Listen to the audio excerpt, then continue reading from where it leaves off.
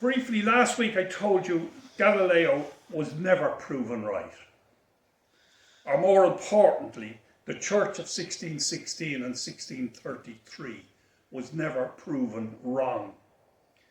Nevertheless, all but a few went along with the illusion that the Church was proven wrong and Galileo was right. I just asked Kevin, has he any books on Galileo or Latin science or Latin there?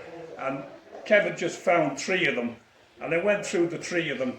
Every single one of them has Galileo being right, the Church wrong, and how they had to go and change. Hello. Very helpful. Very helpful. No, we're only starting, so you're fine. Thank you.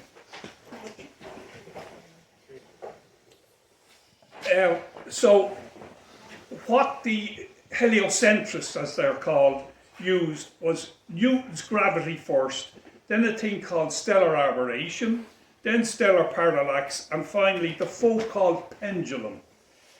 And these proofs were no proofs at all. For over 200 years, churchmen believed the illusion and invented a new theology on them, trying to make the Bible fit their illusions. One of those books I picked up there was The Genesis Enigma, and that's exactly what I'm after writing here. That is why you'll never hear a homily on Genesis anymore, because they wouldn't know where to start or where to finish. I want to give you a quote. In 1741, in the face of optical proof of the fact that the earth revolves around the sun, Pope Benedict XIV had the Holy Office grant an imprimatur to the first edition of the complete works of Galileo. John Paul II, in his speech after the Church Commission on Galileo was completed, 11 years they spent investigating the Galileo case. And that's the conclusion. In 1741, in the face of optical proof. And that's only in 1992. The significance of this U-turn was unprecedented in the history of the Catholic Church. It claims all the fathers, the popes in history before 1741, and the Council of Trent were wrong in their interpretation of divine scripture. And that Pope Paul V in 1616 and Pope Urban VIII in 1633 were wrong when they defined that to deny the biblical revelation of a moving sun and stars around the earth was formal heresy. In those two, they defined and declared that to say the Bible's moving sun is really a fixed sun was formal heresy. Now the word formal means it has been heresy for a long, long time.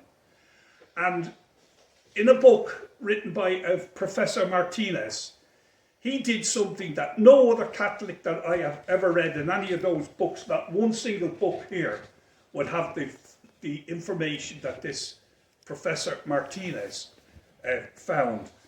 And I think he was an atheist myself. And I think perhaps his looking for this information was in a way sort of to go along with it, see how wrong they all were. He said that all the church fathers, from the first 300 years of the church, they all condemned, one after another, all these theories.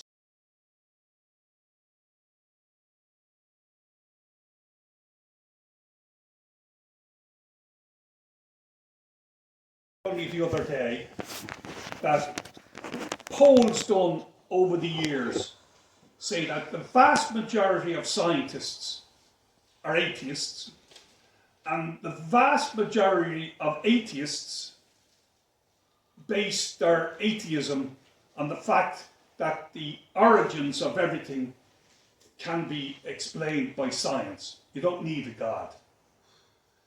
And that's how you have so many atheists on the earth. Atheism needs heliocentrism and it needs evolution. Otherwise, they would have to admit that a God exists. The U-turn on the Galileo case led to modernism in the church. A modernism called the heresy of all heresies, as Pope Pius X called it in his encyclical Pacendi. Now, as you know, my saying Galileo's heliocentricity was proven wrong, whereas in thousands of books, articles, and millions of websites, actually, I went in looking the other day to see what websites would be on the Galileo case were there. There were 3,600,000 of them. And I went through hundreds of them, and only one by some genus actually favoured geocentrism. The rest were all heliocentrists and how the church was wrong and how science was proven right after it all.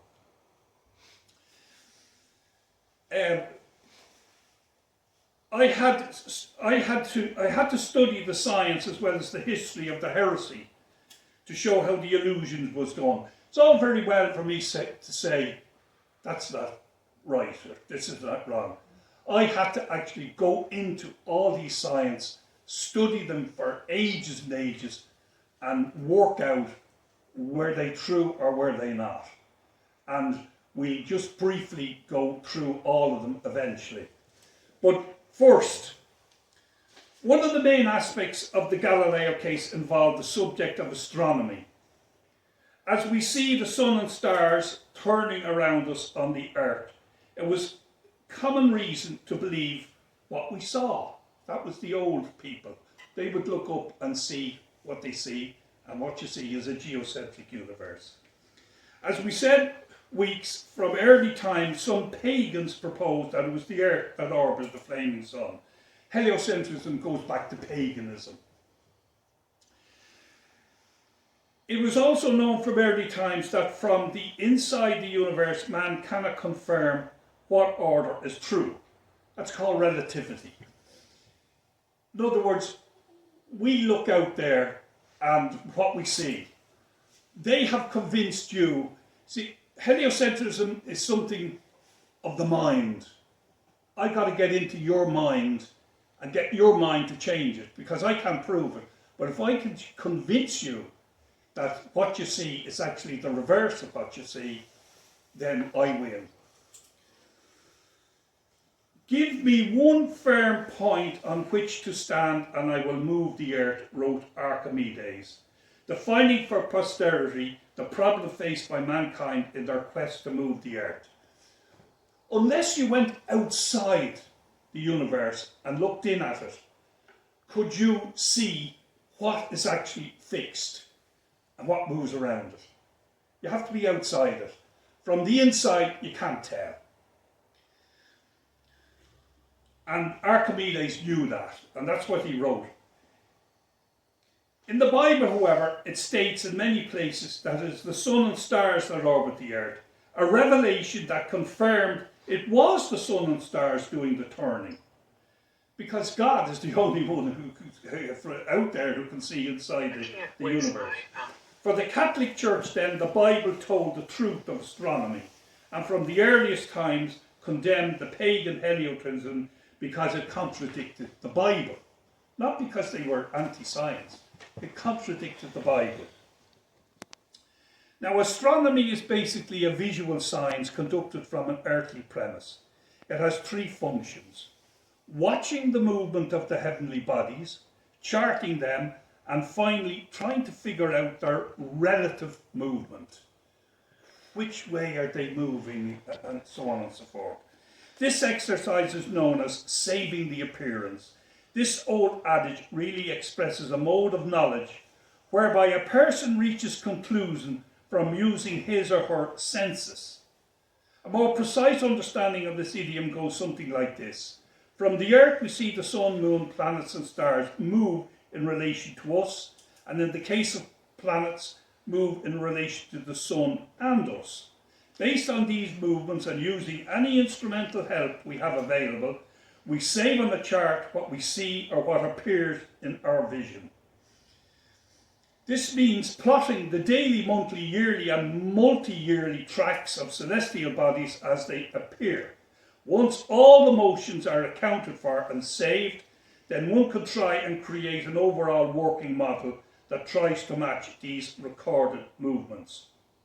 The only difference between the ages are the methods and instruments used, and finally the amount of visual magnification available, that is, from the naked eye of the old people to the telescopes, and of course time in which man can record and complete data on the relative movements of the three-dimensional universe. You need a lot of time. You need a year to find out that the sun goes around us in a year, and you need more years, and so on and so forth. And look, the history of astronomy is one quite fascinating, that Domenico Cassini, 1625 to 1712, using the means given to him by King Louis XIV, I beg your pardon, sought this history up to time through study of the oldest and rarest books on the subject. Cassini wanted to know the history of astronomy, and he was able to get books thanks to his king, who had people all over the world, and he got them all, and he gave a summary of, and it's really worth listening to the history of astronomy. And this is what Cassini writes: "There is no room for doubt that astronomy was invented from the beginning of the world. And there is nothing more noteworthy than the regularity of movements among these great luminous bodies that turn unceasingly around the earth. It is natural to think that one of the first interests of men was to consider their course and observe their periods. That mere curiosity alone was not solely responsible for leading men to set themselves astronomical speculations, for it can be maintained that necessity as well obliged them. For should one not observe the seasons that vary by the movement of the sun, it would be impossible to make a success of agriculture. Were one to fail to note the suitable times for travel, one could establish no business. Should one not have determined once and for all the length of the month and the year, there could be neither order established between civil affairs, nor could days be marked out for religious purposes. Hence, as agricultural, farming, commerce, politics, and even religion cannot do without astronomy, it is obvious that men must have been obliged to study the science right from the world's beginning. Both sacred and secular history confirms this truth. What the Holy Scriptures reveal about the years that the ancient patriarchs lived up to is proof positive that the first men studied movements of the stars. For had they not taken account of the exact number of days that last in the varying phases of the moon, which serve to conceal the months, and of the number of months during which the sun little by little approaches the zenith and afterwards distances itself from it, marking the changes by increased and diminution of the days, which allow one to establish the length of the year, there could not have noted the number of years each patriarch had lived, nor times their birth and death as precisely as Moses recorded in history." Now, if you read Moses, you'll find that he actually numbered the years. And you will find that that was turned into what's called Catholic martyrology. And indeed, during Lent, that martyrology is mentioned during Lent. But as far as the truth of it now, it's a load of nonsense, according to modern science that the church has taken on itself. So it no longer believes all these periods. that are in Genesis. And Cassini goes on, and there certainly was need in the first age of the world to observe the stars with a great deal of care. For the circumstances of the history of the great flooding, which also is reported in Genesis, one could see that the year from the time of the deluge was regulated following the movements of the sun and the moon, which suppose a boundless number of observations. It is yet to be understood how all the application imaginable by the first men studying the sky could have gained them so much knowledge of the movement of the stars, unless their lives were longer than ours. You know, if you only live 80 years, you're confined to 80 years. But if you lived longer, you could study the movements of the stars for longer. By the living of such long lives gained for them great advances in astronomy. You know, the Bible says that the ages that they... Adam, wasn't it? Adam lived, what was it? 930 years or something like that. Of course, they wouldn't believe that anymore, you know. The Jewish historian Joseph Flavius, 37 to 100 after Christ, was of the opinion that so necessary was this science that one of the reasons why God granted the first men such long-lasting lives was to facilitate for them the knowledge of the movement of the stars. Astronomy then became the science of emperors and kings, the first and most important developed natural science for mankind before and after the global deluge. Cassini goes on to tell us how astronomy allowed the unassisted man to venture over great land masses from Spain to China, while at the same time enable them to voyage through the seas and great oceans of the earth. He shows how maps of the world were created with astronomical help, and how the same art of measuring led Alexander the Great and his army deep into territories that nature seems to have hidden away. But there was yet a higher purpose to astronomy. And Cassini adds, to what we have said on the usefulness of astronomy, one can add the advantages that have been drawn and continue to be drawn every day. Of course, he was writing this back in the 17th century, for the propagation of the faith, because it is by the use and protection afforded by this science that those dedicated to preaching the gospel to the infidel penetrate the furthest countries and live there not only in safety, but with full freedom to preach the truths of the faith, that they draw the admiration of the peoples, and they work their way into familiarity with the powers that be, and even win the favour of sovereigns.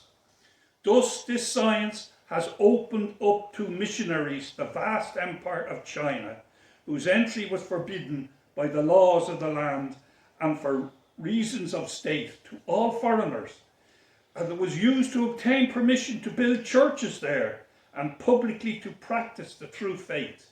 This is why King Louis XIV wanted the missionaries who go to preach the gospel to China in the kingdom of Siam and in other states of Eastern Indies to be instructed in the ways the Academy makes observations, and that they take from it every ample memories of what they have to do and remember in their travels. They used to get the missionaries, teach them astronomy, how they could, and when they go to these foreign people and they were told, they were seen as gods practically, because it was such a wonder and useful science for them to know. Now, in the 2nd and 3rd century after Christ, there emerged a man of great genius named Claudius Ptolemy, known as Ptolemy. Today he's known for his work on geocentric astronomy, astrology and geography. He, it can be said, produced the first concept of the universe with the Earth at the centre and the Moon orbiting the Earth, outside of which are Mercury, the Sun, Mars and Saturn. Next came Copernicus. Copernicus, in his book The Revolutionary Bus, the Polish astronomer Nicholas Copernicus Oh, this is a quote. As early as 1543, in his book De Revolutionibus, the Polish astronomer Nicholas Copernicus had proved that the sun was the centre of the universe. He didn't prove anything. He just wrote up a heliocentric version of the universe, which I'm going to show you now in a moment. A century later, the Pisan astronomer and physicist Galileo Galilei, using the new refractor telescope, once again showed that the Earth revolves around the sun. He published his proofs several times. That's from a book by J. E. Lewis, The New Rights of Man, Robinson. So straight away, once they talk about it, they say proof. Nicholas Copernicus marked a milestone in human history when his book The Revolutionists on the revolutions of the heavenly spheres was published in 1543. It was presented to him when he had a stroke on his bed, and he died as soon as he got the book. He never saw it printed. The reason why this event is recorded in history with such vivid details, because it's this book centuries of propagandists would have us believe, and as our opening quote shows, Copernicus supposedly proved our world is not geocentric as man heretofore believed, but heliocentric, with the Earth spinning on its axis and orbiting around the sun. In fact, this newly published book, shown to Copernicus as he lay dying from a stroke, was not new, but an updated and more detailed version of a work which was ignored and he had circulated over 20 years earlier. His mathematical presentation of a system that depicted the Earth as a planet, Copernicus' solar system, had in fact emerged earlier in 1524, when he issued an unsigned and untitled manuscript, later named Little Commentary. This work was intended to see what reaction his heliocentricity would have among other philosophers at the time. It was a complete failure. They ignored it. So he gave up, Copernicus gave up writing his book. Now this is a very important bit of the Copernican story, which I don't think anyone, very few people know. Of interest is that a Protestant named George Joachim Reticus, 1514 to 1574, who was a student and later mathematics professor in Martin Luther's University at Wittenberg.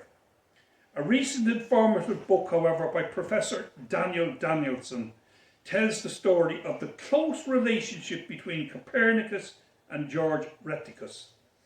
His research reveals that were it not for Reticus and other Protestants of the Reformation, the Revolutionibus most probably would never have seen the light of day.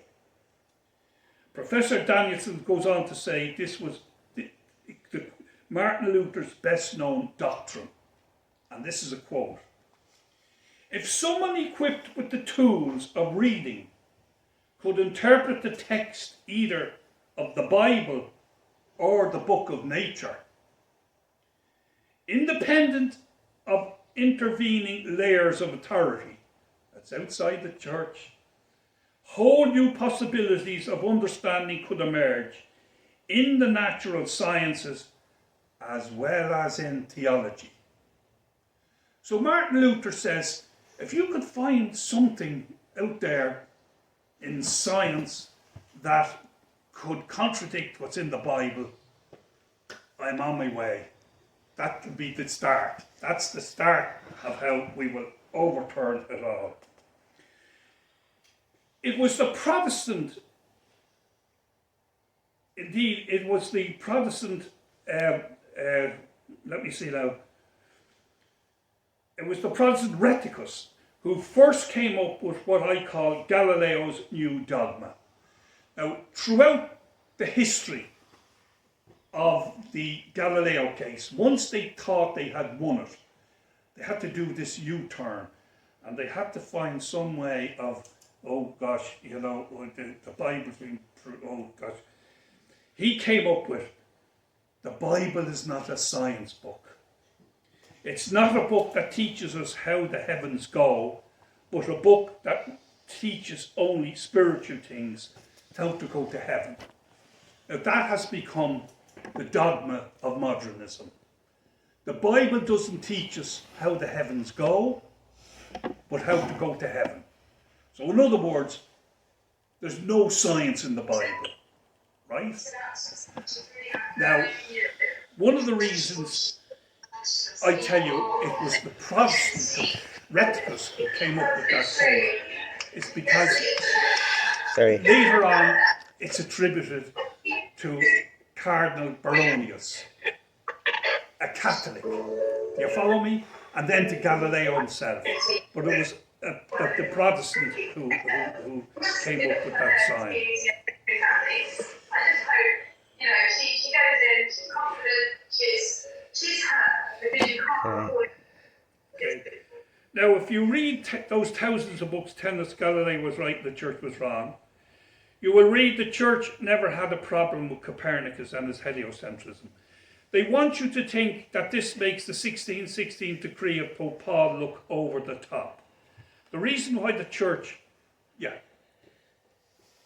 every book you will read, they will say the church had no problem with Copernicus's or his book, that they allowed it for 100 years. So they weren't really, but they don't tell you why, because that's another little hidden secret. And here's why the church never had a problem with Copernicus or his book.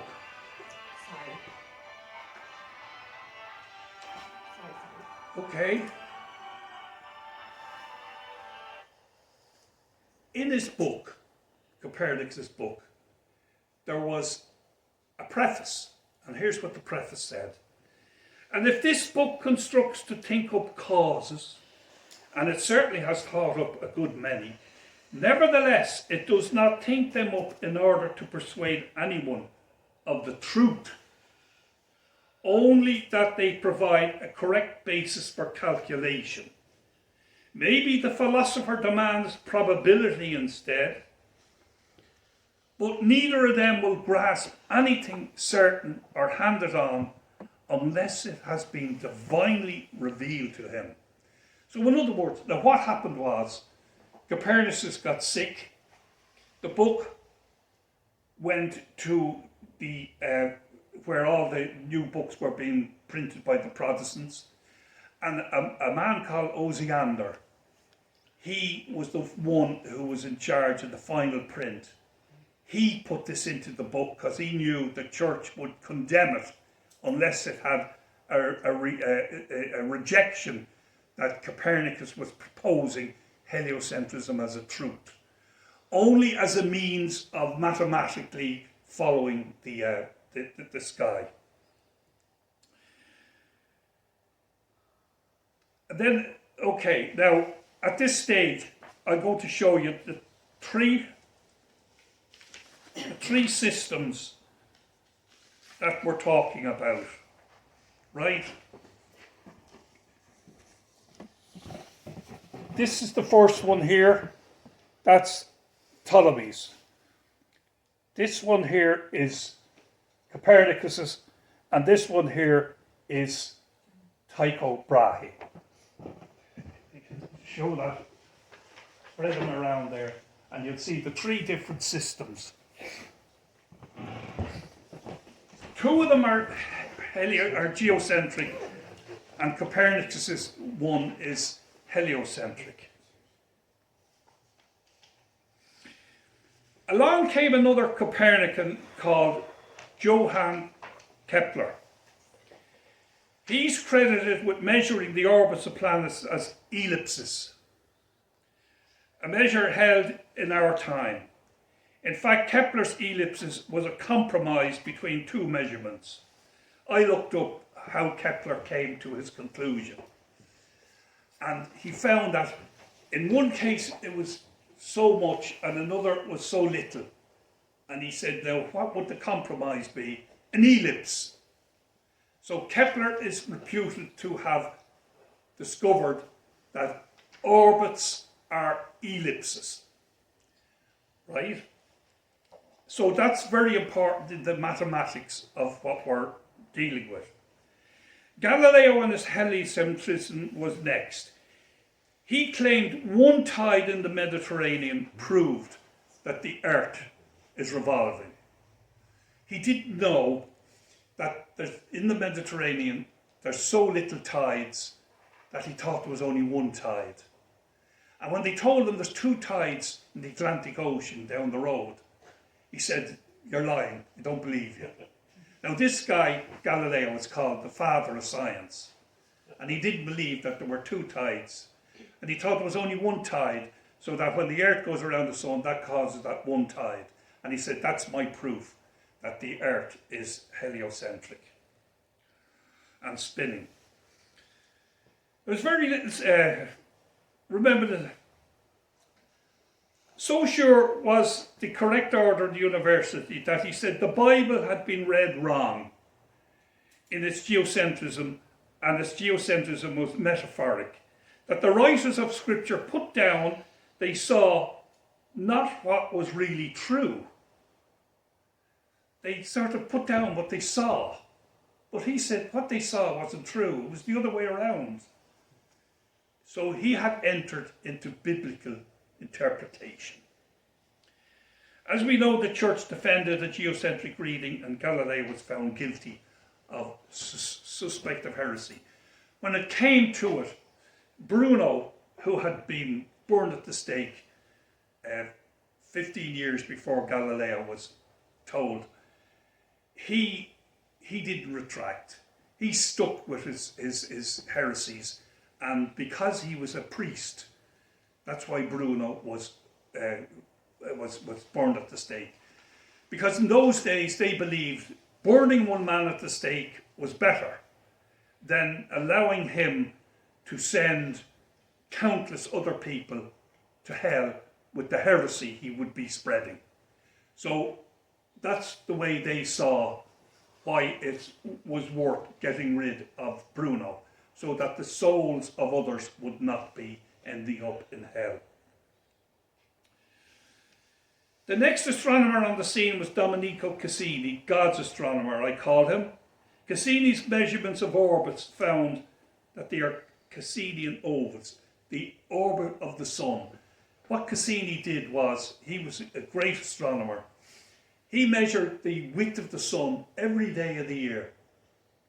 And that way he was able to calculate what the shape of the orbit of the sun, because that's what we see. We see the sun moving.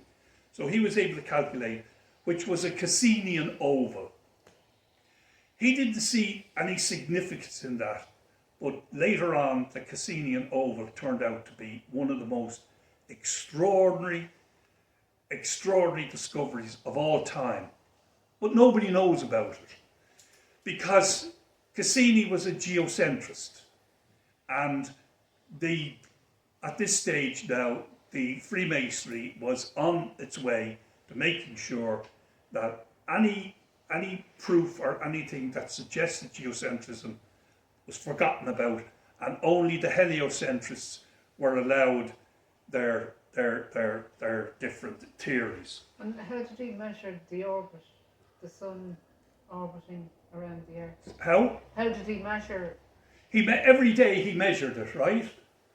And he was able to tell by the width of it how it was going around the sun.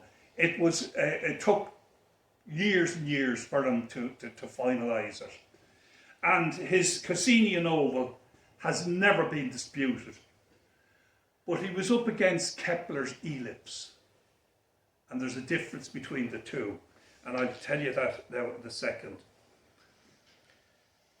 Now here's what Andrew White wrote in his history of the great fight between religion and science. But ere long it was seen that this triumph of the church against Galileo was in reality a defeat. From all sides came proofs that Copernicus and Galileo were right. That book is still on sale today, you know. In 1871, Albert Pike, Grand Master of the ancient Scottish Rites of Freemasonry, explained how this new world order advanced. how did they manage to win the war, so to speak? And I quote Albert Pike: "Science perishes by systems that are nothing but beliefs. And faith succumbs to reasoning." Now imagine that. That I can convince you and eliminate your faith if I give a reason to eliminate it. So the faith at the time was that the Bible says that the sun and stars move. But I'm going to convince you that it's the other way around, so that you will reject what the Bible has to say.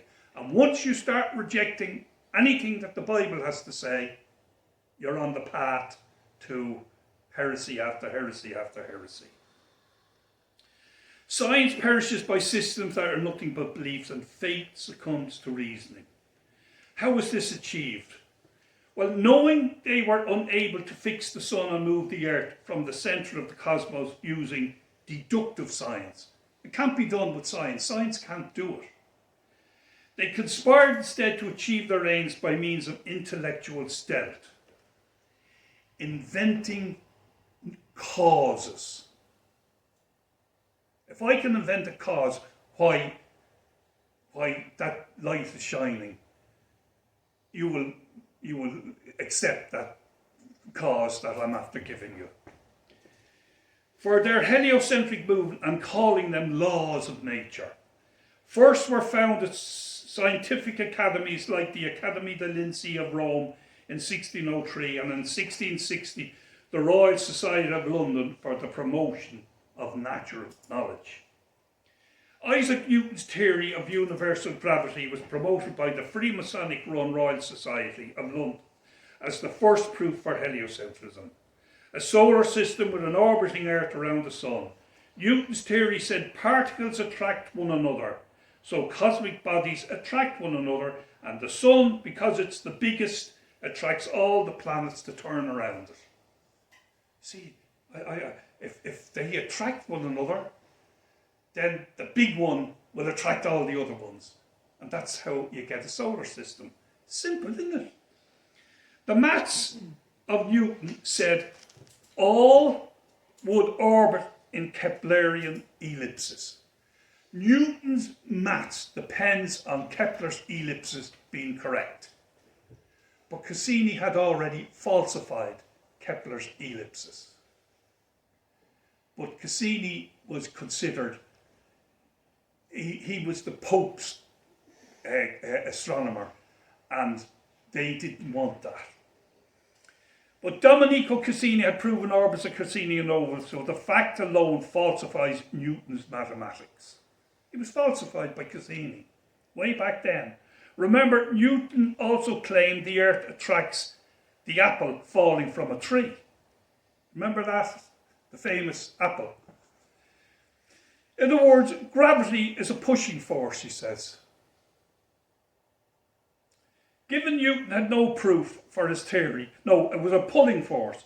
Given Newton had no proof for his theory, gravity could well be a pushing force. I got the two of them wrong here. In other words, Newton proved nothing. But with the Freemasonic Society of Science claiming it was a proven fact, the idea that Newton proved the church was wrong is now recorded in history. Last week I quoted a Catholic scholar, Stillman Drake, who said Isaac Newton was the first to prove the Earth orbits the Sun with the planets. I'll give you that quote again.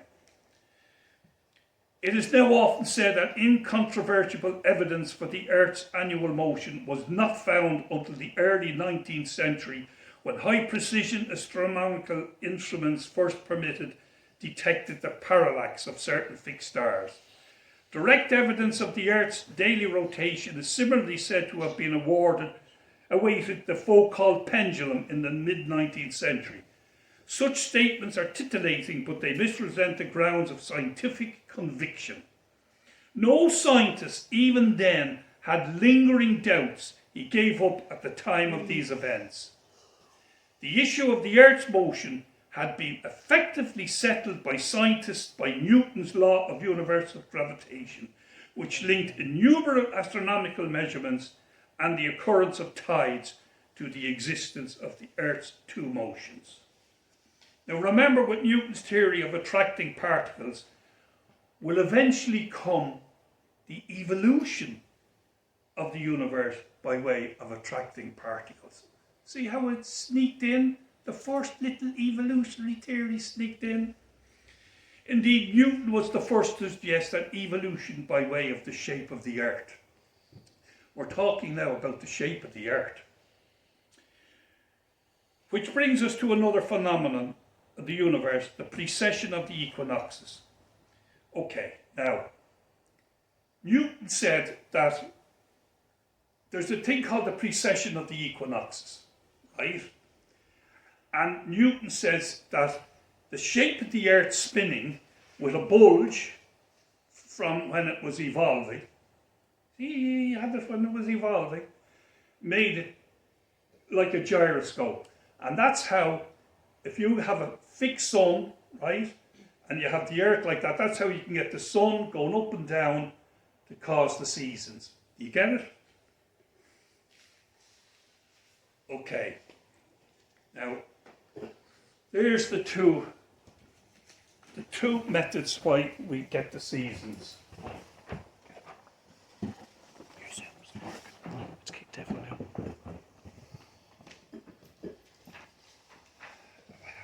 I don't know if I have another one there. Now you can pass it around. Okay, so that's what that is how we get summer and winter. You can have it two ways, as I see. You can have the universe spinning like a gyroscope, or you can have the Earth spinning like a gyroscope, right? Either way, you get the same thing. So one doesn't prove the other.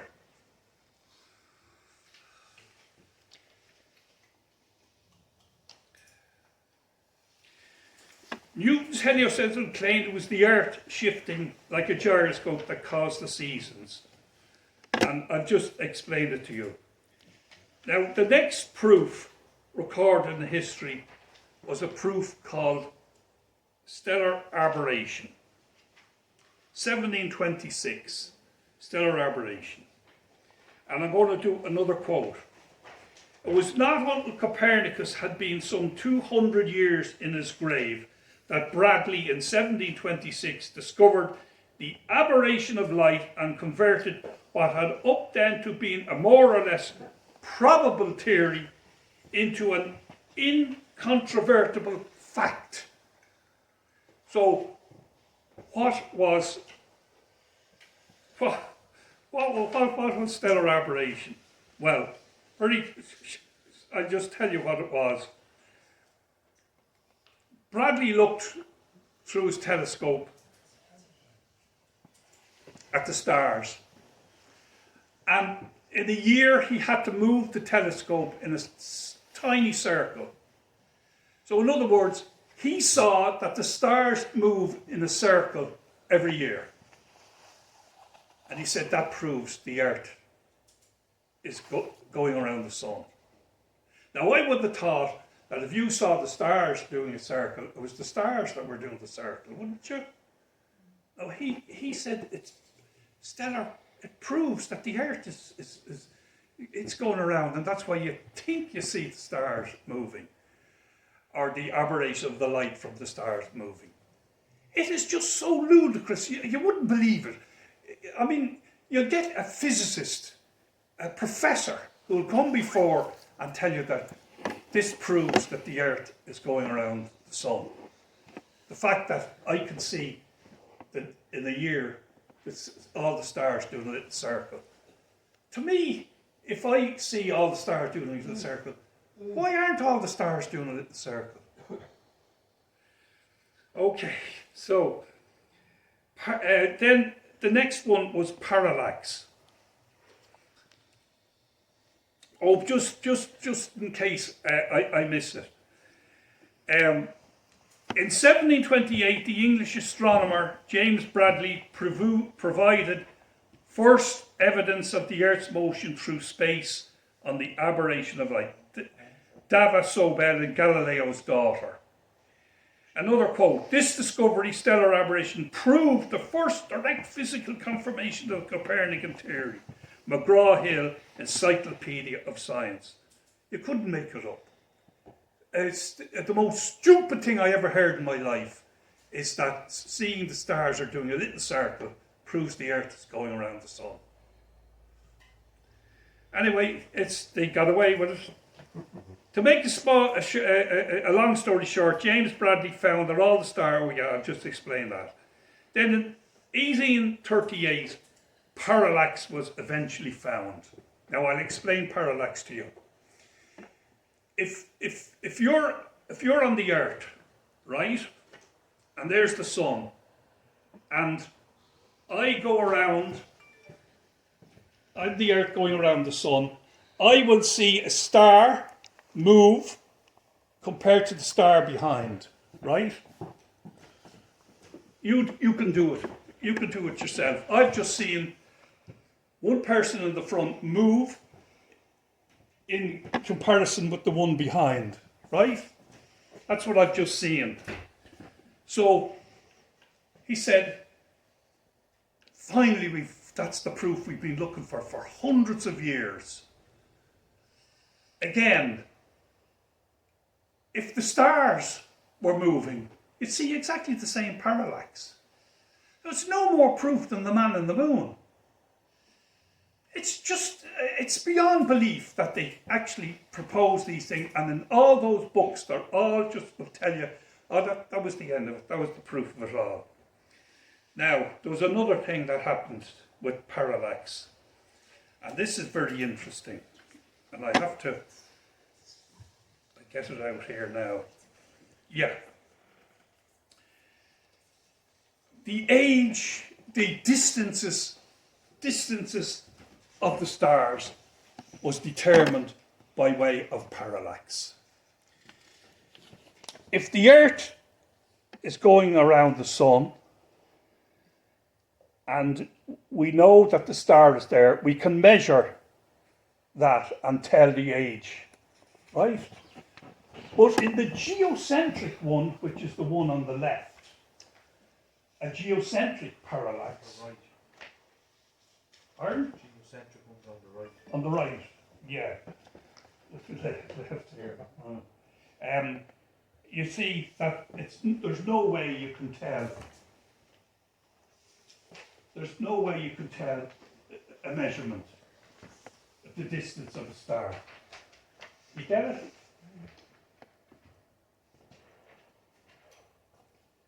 They say that's how you measure the distance of stars, right?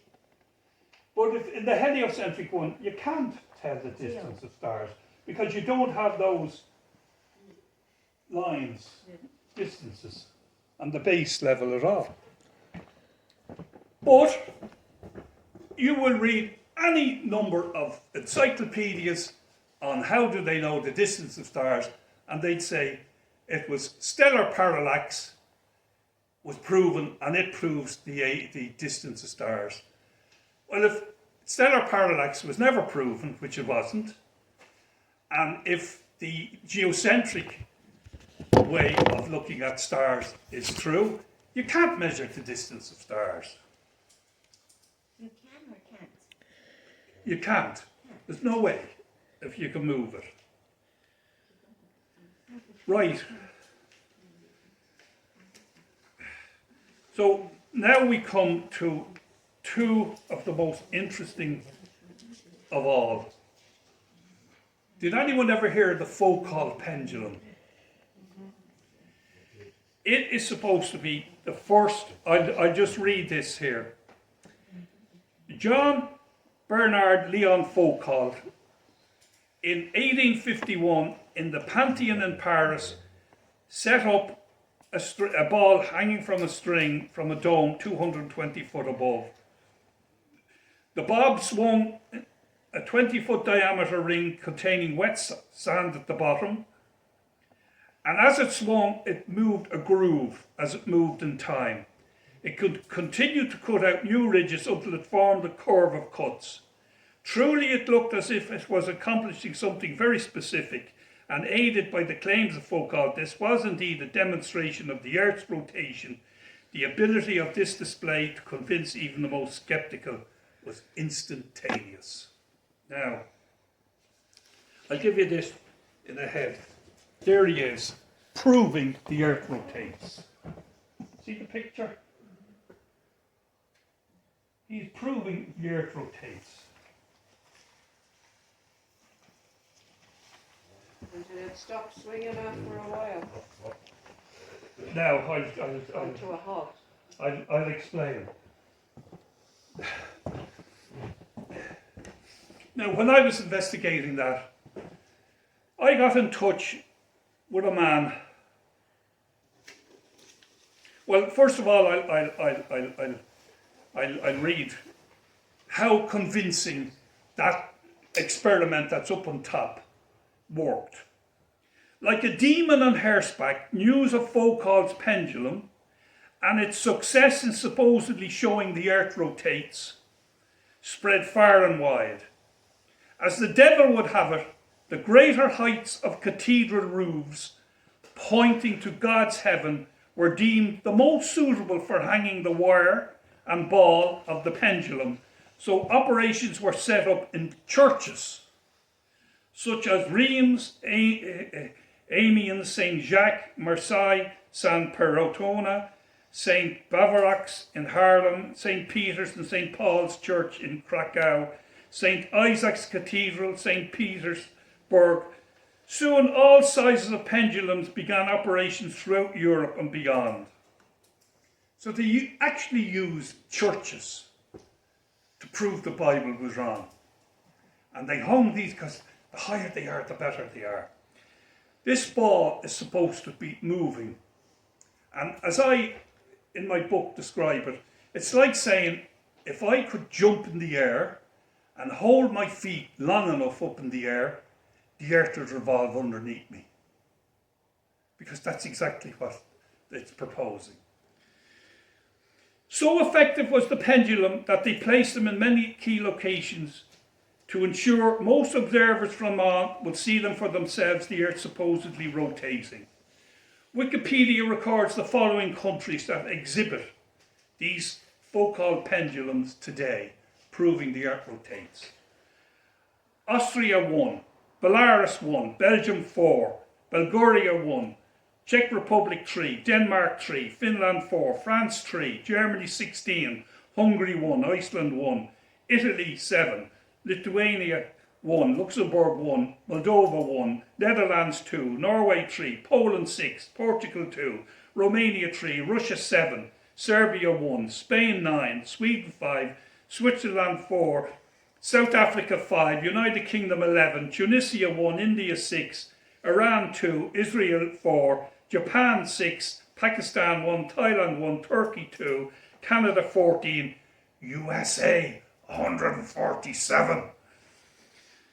Central and South America 7, Australia 7, New Zealand 7 and Antarctica 1. Over 300 in all. Ireland doesn't have any? Ireland doesn't have any? I don't think so. Okay.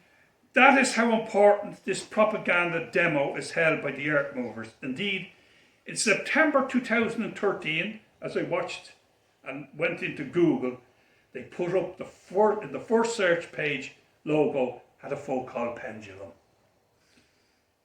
Now, here's Dava Sobel in Galileo's Daughter again. Leo Foucault in Paris demonstrates the rotation of the earth by means of a 200-foot pendulum. So much for the propaganda. Now for the truth of it.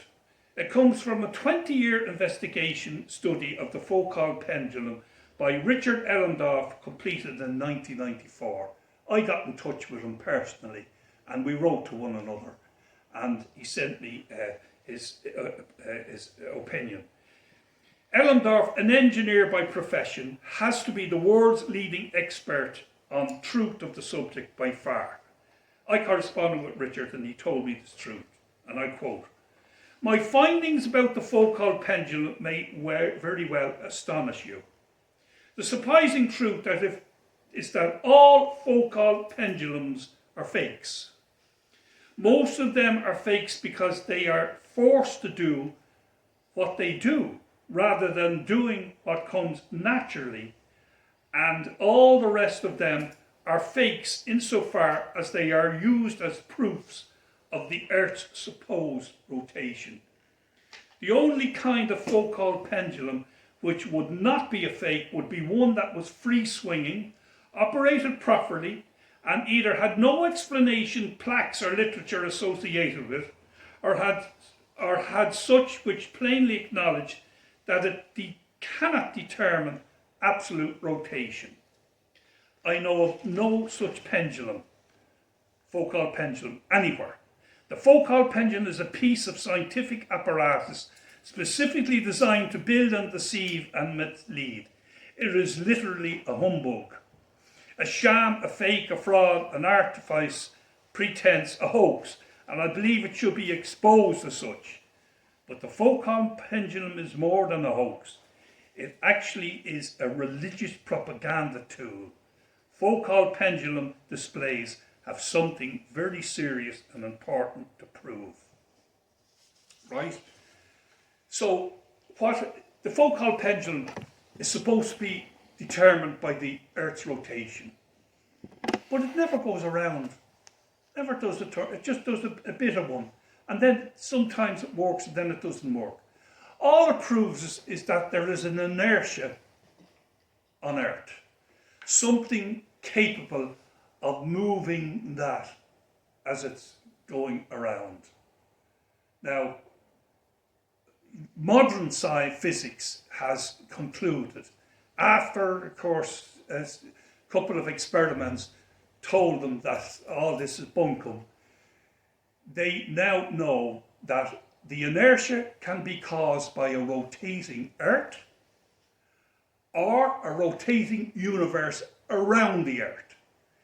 That is the modern physics that they had to admit to after 2 experiments, which we get to very shortly.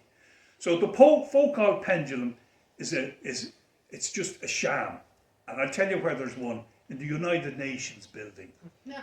Yeah. So that they all could see the Earth rotating every day, all the leaders of the world. Now, we now have to move on to evolutionism, because it was heliocentrism, as I said. It began with Newton saying that the Earth bulge, the bits come together, and the Earth, when it was flying around, it was forming in all its shape and all bulge. The first modern theory of evolution came to support the natural origin of heliocentrism, and I quote, "A model of star and planet formation in which a nebular contracts under the force of gravity, eventually flattened into a spinning disk with a central bulge." That's Newton again, the Earth with its central bulge. "A protostar, that's the Sun, forms at the nebula's centre. As matter condenses around the protostar in the bulge, planets are formed from the spinning matter in the disk. This theory is widely accepted and accounts for the formation of stars and planetary systems such as ours." He takes it for granted, the solar system. "The first version of the nebular hypothesis was proposed in 1755 by Immanuel Kant and modified in 1796 by Pierre Laplace." Right? So that's when evolution began. It began with the evolution of heliocentrism, solar system. So the next was uniformitarianism. Uniformitarianism is based on the theory that layers of sedimentary rock found all over the world were laid down during different ages over billions of years. You know all that, all about billions of years. And I quote, "Sedimentary rock formed by an accumulation of layers in a variety of environments, such as the seafloor, lake or desert. The sediments will eventually consolidate to become rock strata layers. Generally, the lowest layers are the oldest, and the upper layers and any plant and animal remain they contain will be older, and will any minerals that form during or soon after the deposit. That's GNS Science website. In other words, the deeper it is, the older it is, and the up the top, that's the earliest. Well, experiments conducted at the University of Colorado by sedimentologist Guy Berthoud between 1985 and 1990 have shattered all conceived assertion that sediments were laid down one layer on top of another throughout time. In fact, Berthoud, testing sedimentation with sediments in tanks of moving water, found sediments are laid down in a sideways motion, demonstrating the bottom strata of deposits, always considered the oldest according to that science, can well be younger than the top strata further back along the path of any deposit. If it's going that way, you follow me? If it's going that way, excuse me. Then there was Robert Gentry, who said such sedimentary formations would have to include aspects of atomic radiation that left behind in certain rock, but that science did not begin until 1895, searching for atomic residue in rock. It seems there is a radioactivity going on within some rocks, and it leaves behind evidence of this activity and decay. That's how they can age the world. If they find a certain type of atomic radiation, and they say it takes so many years for it to disappear, they can calculate billions of years and so on from it. As one would expect, it's a complicated science, and of course also used to age the earth at billions of years old, just like the layers of sediments and the fossils found in them are used by the evolutionists to convince us all it took millions of years. In 1962, when he first proposed that he do a thesis on earlier investigations of radioactivity history of rock as his PhD, it was rejected on the basis that this science had already ended and any find other than established could challenge their years of evolutionary opinion. He wasn't allowed to investigate it in case he found something that would differ than the evolutionists' billions of years. So what did he do? Such was Robert Gentry's determination to do the resting. He began it on his own premises, at his own expense. Whereas he said many millions of taxpayers' dollars were given to the evolutionists to pursue their propaganda, there being no funding for something that might contradict their findings. So how does one go about dating a piece of granite? You crush it, he said in his lecture, do some chemistry on it, and extract chemical elements out of it like uranium and active radiation, and examine the halos left after activity. To make a long story short, Gentry found halos in certain rocks like granite that were instant, with little or no time in their decay. In other words, he said it was God's marker left behind when he created that kind of rock instantly. See it at the bottom. See the bottom?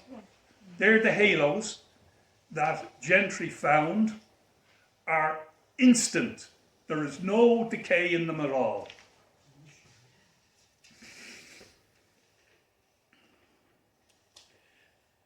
Now, the next biblical revelation to be jettisoned was that of Noah's flood covered all the earth. We all know. I quote the Bible. The deluge, this is what the Bible says. The great flood which covered the whole land or region. No, I'm quoting a modern Bible, right? The great flood which covered the whole land or region in which Noah lived, Genesis 6:1, 9, 19, God sent this flood to destroy all men in this region because of their wickedness. No one and his family alone were spared. Scriptural scholars, these are the new lads, say that the flood did not necessarily cover the whole earth as we know it today. Some even hold that it not necessarily destroyed all the people on earth. Now the Bible says Noah and his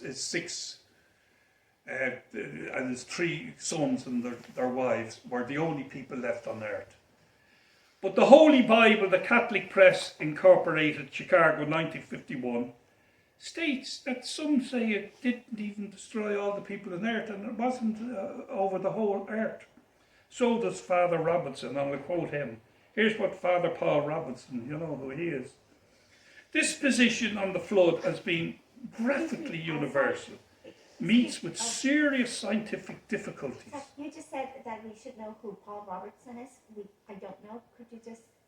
Who? Who's Father Robinson? Father Paul Robinson, SSPX. Okay. He's written a book, and some of his fellow priests are ashamed of that book. Others ignore it for want of their lives. And you have all the people who think it's absolutely the best thing that's ever been written, And the topic is what? Pardon? And what's the topic? Heliocentric. Oh, he's a pro-heliocentric. Yeah. Oh my God, I'll give you an example of what he is, right? Here's what he said. This position on the flood has been graphically universal, as the Bible states, reveals. The Bible, Moses said it, meets with serious scientific difficulties. For one, how can you get enough rain to cover the whole earth? The Bible describes the waters of the flood as coming from the fountains of the great deep and the floodgates of heaven. Clearly this is popular, but it's not a scientific description.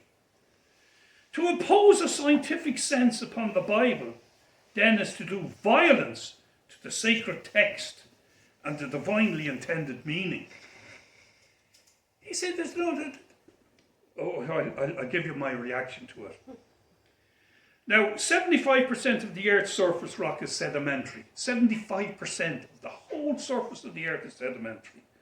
So this means there had to be local floods over 75% of the Earth. 75% of the Earth had local floods.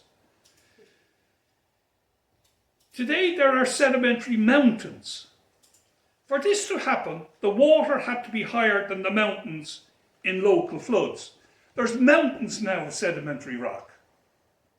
So for local floods, that means the water had to be far higher than the mountains they are today. Now just think about it. A local flood with water over the highest mountain. Imagine if you had, what's the highest mountain in Ireland? Carntill. If you, to have water over the highest mountain in Ireland, would cover all of Ireland, wouldn't it? Mm-hmm. Wouldn't that kind of suggest a global flood, Anyway, the only explanation is that these waters had to be global higher than any sedimentary mountain seen today. This long-age theory built up on sedimentary rock also did away with the dates given in Genesis, yet another theory adopted by churchmen rather than revealed in Genesis time. Blessed Catherine Emmerich, her age for Jesus is the exact same as found in Scripture. Adam, 5 days. Noah and the flood, 1056. That is 2941 BC from our point of view. Abraham, 1950 after creation. Exodus, 2540 after creation. The birth of Jesus, 399 years after creation. The death of Jesus, 4030 after creation, at 33 years. The fall of Jerusalem, 4070 after creation. The word the world on 2000 after creation was 5,997 years old. 2022 years after Christ was born makes the world 6,018 years old according to the Bible. So we're only 6,000. But so Redden, yeah. we're coming up to an hour and a half, so Oh, are we? Yeah. Oh gosh. Okay. Well, let me see now. We are on to the Big Bang. You know the Big Bang.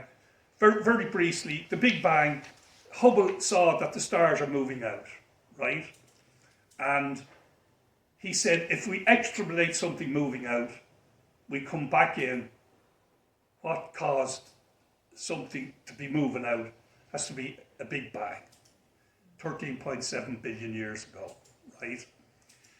Now, what they didn't know was that in Copernicus's book, he said that that geocentrism couldn't be right, because if it was, if the stars were spinning, they would be like the children on the swing and the carnivals.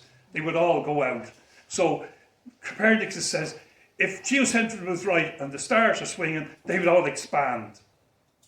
So there's a geocentric explanation for the expansion of the universe. But they only picked the one that said it started from a Big Bang. And they said 13.5 billion years ago. And Father Robinson states that the world is 13.5 billion, 7 billion years old. Because the furthest star is 13.7 billion light years away, right? That means from a Big Bang beginning, it would take for a star to reach 13.5 billion. Now, had he read Genesis, he would have found that God created the stars visible to the first man and woman that he created. But that's a supernatural creation of the stars, not a scientific one.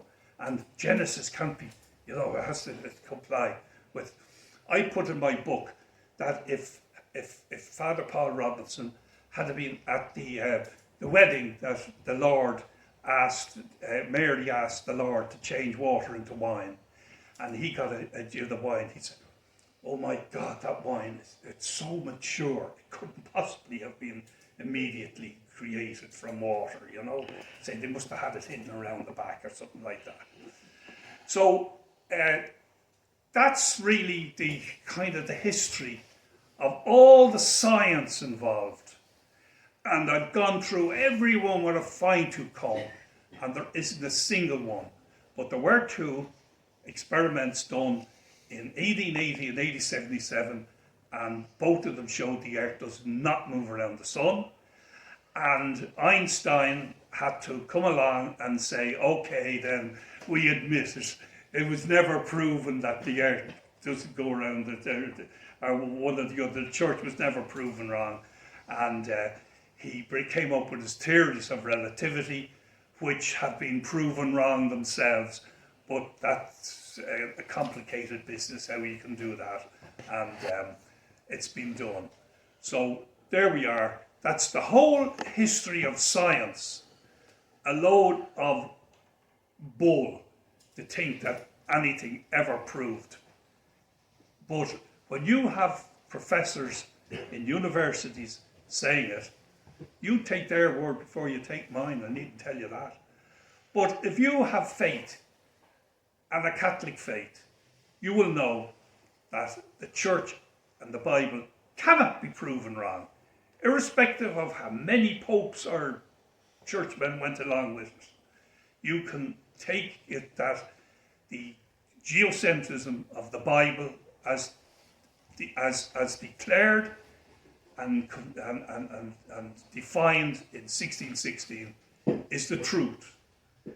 And that's it. And one of the, as I said last time, the last thing is, not one pope ever challenged the 1616 decree.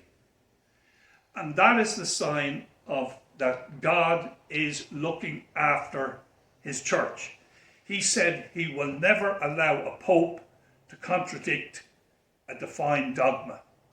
And no pope in the history, even though they're all going along with it, none of them ever dared challenge the 1616 decree.